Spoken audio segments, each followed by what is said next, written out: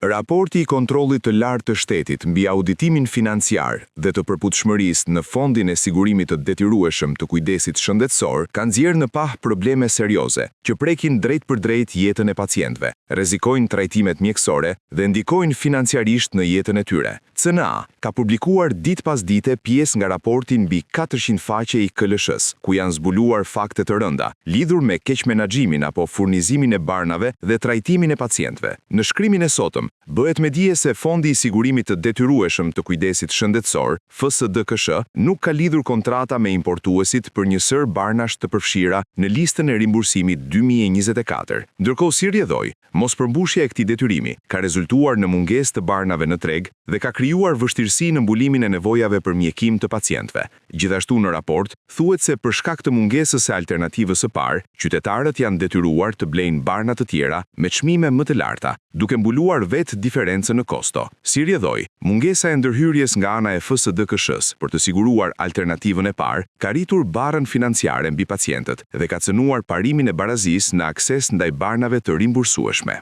Nga auditimi mbi verifikimin e disponibilitetit të barnave alternativ, e parë dhe e vetme në treg gjatë vitit 2024, u konstatua se Fondi i Sigurimit të Detyrueshëm të Kujdesit Shëndetësor, FSDKSH-s, nuk ka lidhur kontrata me importuesit për një sër barnash të përfshira në listën e rimbursimit 2024. Mospërmbushja e këtij detyrimi ka rezultuar në mungesë të barnave në treg dhe si rrjedhoi ka krijuar vështirësi në mbulimin e nevojave për mjekim të pacientëve. Veprime në kundërshtim me nenin 10 dhe 29 të ligjit numër 10-383/2011 për sigurimin e detyrueshëm të kujdesit shëndetësor në Republikën e Shqipërisë, i ndryshuar, të cilat ngarkojnë FSDKSH-s me përgjegjësinë për të siguruar aksesin e qytetarëve në barna të rimbursueshme përmes kontraktimit të rregullt me subjektet furnizuese. Si rrjedhoi, mungesa e ndërhyrjes nga ana e FSDKSH-s për të siguruar alternativën e parë ka rritur barrën financiare mbi pacientët dhe ka cënuar parimin e barazisë në akses ndaj barnave të rimbursueshme, thuhet ndër të tjera në raport.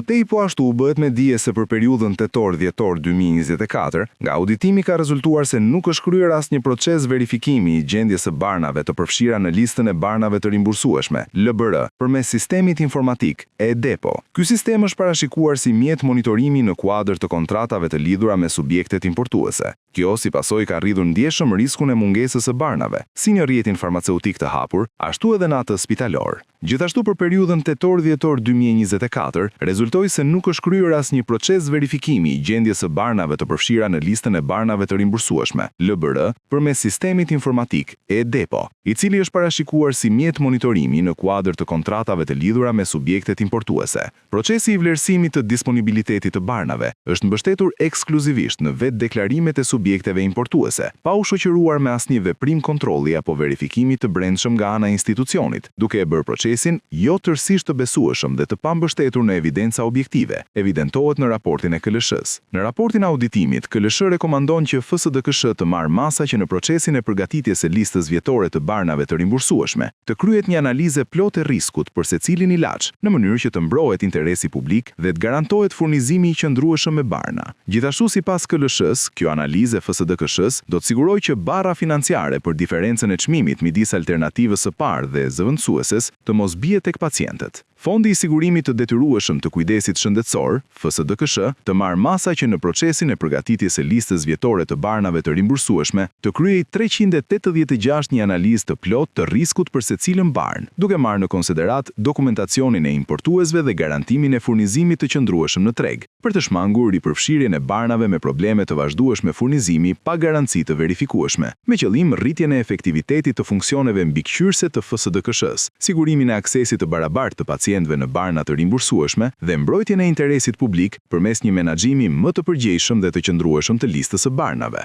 Gjithashtu në rastet kur konstatohet përsëritje e shkeljeve, të shqyrtohet mundësia për heqjen e barnës nga lista e barnave të rimbursueshme dhe kalimin te alternativa pasardhëse me kushtin që importuesi të mbulojë diferencën e çmimit nga alternativa e parë tek alternativa pasardhëse zëvendësuese, sipas përcaktimeve kontraktuale, me qëllim të mbrojtjes së interesit publik dhe garantimit të furnizimit të qëndrueshëm me barna, si dhe duke siguruar që barra financiare për diferencën e çmimit midis alternativës së parë dhe zëvendësueses të mos transferohet te pacientët, thuhet në rekomandimet që KLSH ka përfshirë në raportin e auditimit.